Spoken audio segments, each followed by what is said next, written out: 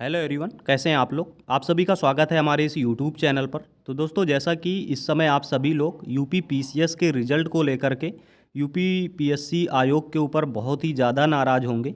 और ये नाराज़गी आप लोगों की जायज़ भी है, क्योंकि आपका जो रिजल्ट का समय है वो पूरा हो चुका है, लेकिन आयोग के द्वारा अभी तक ना ही आपका रिजल्ट जारी किया गया, ना ही इसके बारे में कोई ऑफिशियल अपडेट दी गई कि एक कोई ऑफिशियल नोटिस दे देते कि इस कारणवश रिजल्ट डिले हो रहा है, इस दिन तक रिजल्ट आ जाएगा।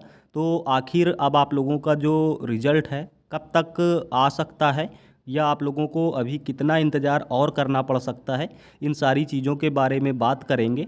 साथ ही आपको ये भी सजेशन देंगे कि अगर अभी आपके कितने नंबर तक बन रहे तो आपको अपने मेंस की तैयारी करना शुरू कर देना चाहिए।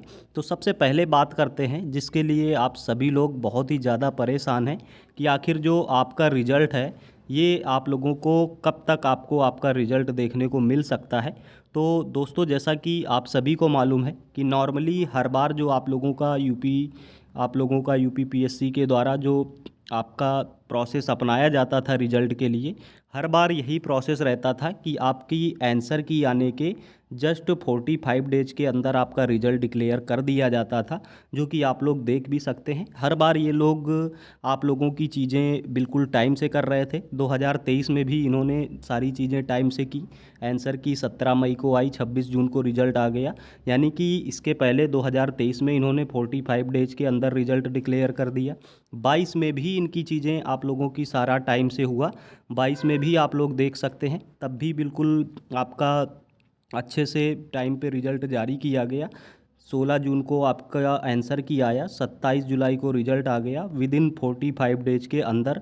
तब भी आपका रिजल्ट 22 में भी जारी किया गया।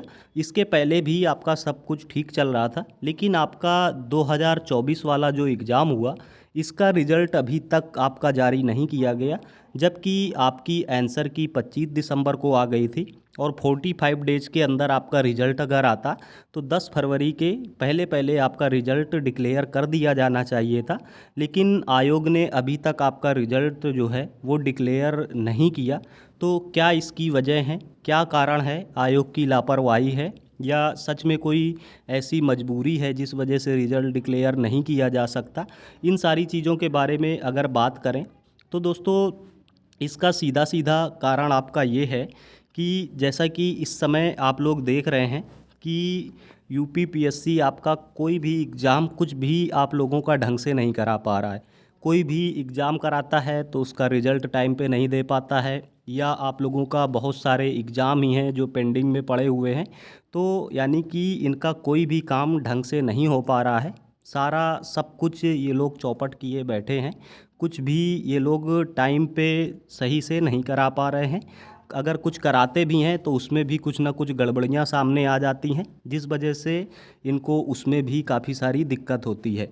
और इसी वजह से दोस्तों यही कारण है कि आप लोगों का जो रिज़ल्ट है, जैसा कि आप लोग देख रहे हैं कि इस समय आपका कुंभ वाला माहौल चल रहा है। यानी कि आप लोगों का कुंभ का मेला प्रयागराज में इस समय आपका चल रहा है, जिसकी वजह से वहाँ पे बहुत ही ज़्यादा भीड़ भाड़ वाली आप लोगों की सिचुएशन है, जो प्रशासन के लिए एक काफ़ी चुनौती भरा कार्य है वहाँ पर इन सारी चीज़ों को मैनेज करना।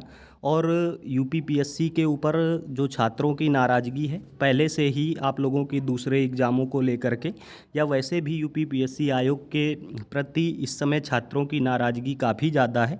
तो अगर ऐसे में कुंभ के बीच में ये लोग अपना रिजल्ट डिक्लेयर करने से इसी वजह से बच रहे, क्योंकि ये जानते हैं कि अगर हम इस बीच में अपना रिजल्ट डिक्लेयर करेंगे, अगर उसमें गलती से कोई भी कमी सामने आ गई तो छात्रों की जो नाराज़गी है वो बाहर तक उसमें प्रदर्शित होने लगेगी। और अगर उस वजह से कहीं ना कहीं छात्र ज़्यादा आक्रोशित हो गए और कुंभ के बीच में प्रयागराज में कुछ जनसंख्या छात्र इकट्ठा होने लगे, नाराज़गी जताने लगे, तो वो एक इनके लिए भी एक चुनौती वाला कार्य हो सकता है और प्रशासन के लिए भी एक बहुत ही चुनौतीपूर्वक कार्य है। इस वजह से दोस्तों ये लोग बिल्कुल इसी तैयारी में हैं कि कुंभ के बीच में आपका रिज़ल्ट डिक्लेयर ना किया जाए, और ये चीज़ आप लोग समझ सकते हैं। तो इस वजह से इसके पूरे पूरे आप लोगों का यही दिख रहा है कि आपका 26 फरवरी तक आपका जो रिज़ल्ट है वो आपका जारी ना किया जाए। ऐसे इसकी बहुत ही ज़्यादा संभावना है कि आपका रिज़ल्ट 26 फरवरी तक ये लोग जारी ना करें।